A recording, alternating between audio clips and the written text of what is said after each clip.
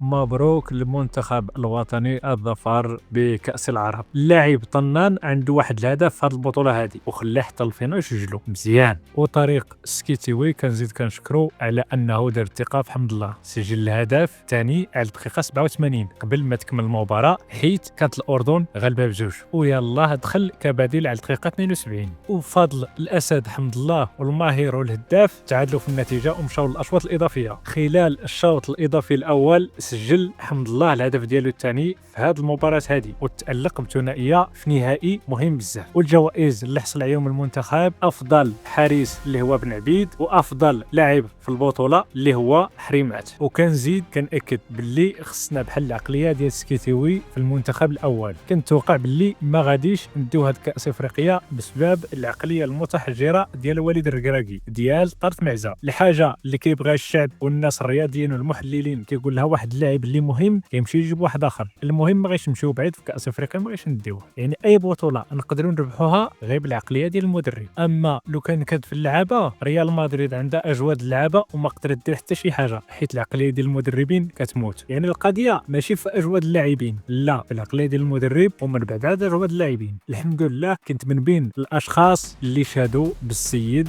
المدرب طارق سكيتيوي من دار ثقه في حمد الله. من تشكيله درت فيديو وهضرت عليه وكنشكرو حيت ثاق فيه وما خيبش الظن ديالو. بسبب الاسد حمد الله دينا كاس العرب. مبروك علينا، وكنهديو هذا الفوز هذا لجلاله الملك محمد السادس الله ينصرو.